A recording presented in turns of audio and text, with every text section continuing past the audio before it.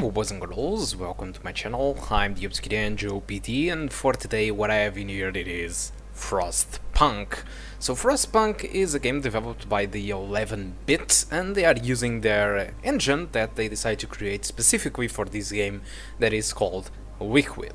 So 11-bit, I'm not really sure if you know what developer these guys are, but 11-bit are the developers of an indie game called Anomaly, which is essentially a tower of defense game but inverted. So instead of you being defending, you are the one attacking. So it's quite interesting. I completed the first game, you should take a look. It's a quite interesting game, but probably this developer is well known, but not because of Anomaly, but probably because of a game called This War of Mine. I never played that game, but as well as I know, it's a very well reputed game on Steam, and it seems that a lot of people enjoyed it. But it's 2018, and welcome to Frostpunk, the new game from the 11-bit. So in this game, your objective is to survive what appears to be a cold age. So apparently people just fleed from London, but I guess I need to explain that later because it's time for the settings. So as you can see, I'm running the game with 720p, and this game doesn't allow custom resolutions or resolution scaling, so pretty much we are at the minimum settings possible, and yet it seems that it isn't enough, guys. So average of 18 frames per second, 1% low of 15. There are some dips there, but they are not counting to the 1% low because they were just random stutters. But apparently, yeah, it's just the game plays most of its time below 20 frames per second.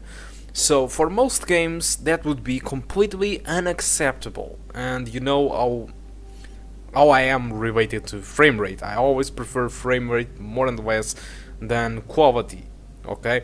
But the thing is, this is a game where you need to manage a city, what is supposed to be a steampunk city that you are developing for the people to survive, and so that frame rate should be enough. So one of the things that I want you to know is that I created a secondary channel with playthroughs, and I released recently a video of Postal 2 and Postal 2 Apocalypse Weekend, so in case you are interested in seeing that playthrough, check the link on the description. Keep in mind that the video is age restricted, so you can only see the game if you have more than 18 years old. Okay, so now getting back to the game, like I was telling you, you are about to build a city for the people to live in a ice age, more or less like it, and you don't know about other survivals or the other survival people. You don't know anything. The only thing that you know is that you want to make sure that that you can make these people over here to survive, and for that you need to do specifically what every survival needs to do, or city management, just like Anno from Ubisoft. So you need to start to gather resources like wood, like metals, or coil. Coil is essential in this game because it's you need to put your generator to work, and the generator, it is what eats, you know, the houses of the people on the work placements. So if you don't eat their houses, what it's going to happen is they are going to get ill, and eventually they might die, or if they get seriously ill, you might never recover them entirely. So there is a lot of stuff that you need to take in account into this game, and of course, as long as you go further in this game, the worse it will be, as you can expect.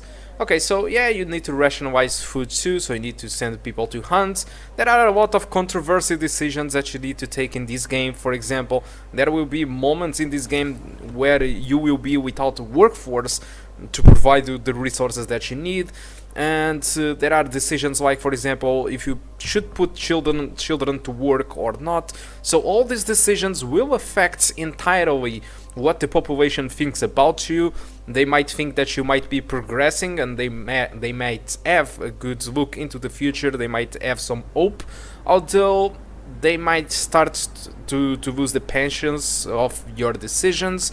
And well, sometimes they even request stuff like, for example, at the very beginning of this game, they don't have where to sleep, so they need to sleep outside without any houses or tents, and so you need to provide tents to them, because if you don't do it, they will start to threat you, and if you still don't do it, they will start to manifest against you. And well, if that happens too much, I'm pretty sure that you will lose the game, because it's very complicated to go against the people in this game. Okay, so basically what you need to do is to be the boss of them. You need to be the president and manager of this city, and if you don't do it properly, well, then you will be, well, you know it.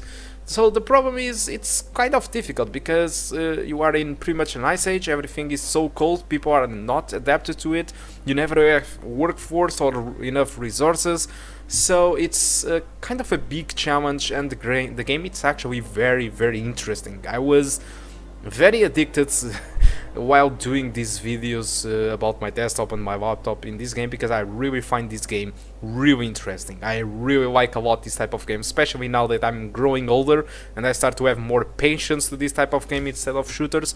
I can imagine myself losing hours into this game easily. Okay, so if you want to get this game now through Steam, this game costs around 30 bucks. I don't think it's expensive or cheap. I think it's probably the correct price for the game.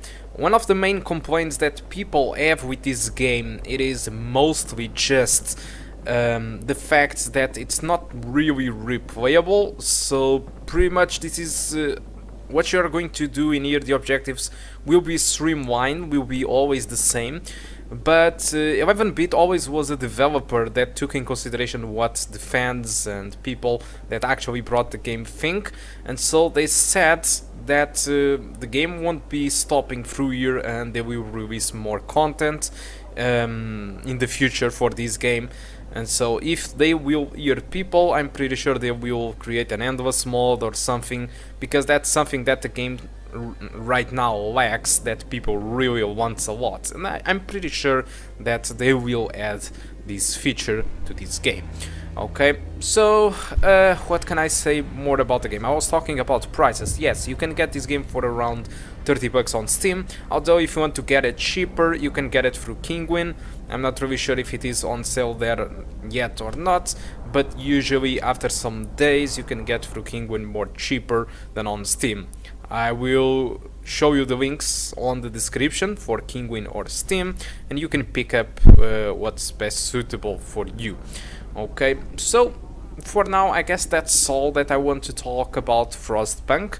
So what I'm going to do in here is to leave you to enjoy a little bit of more gameplay. So I have pretty much more than 20 minutes of video where you can see a little bit of gameplay and the first look into the game for you to understand what you can expect from this game.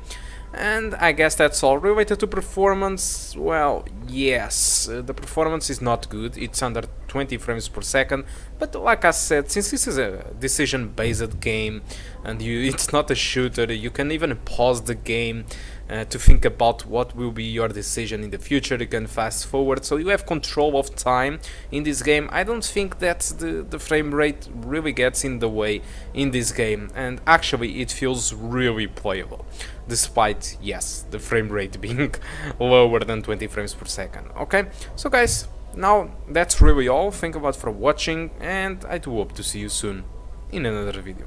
Thank you a lot.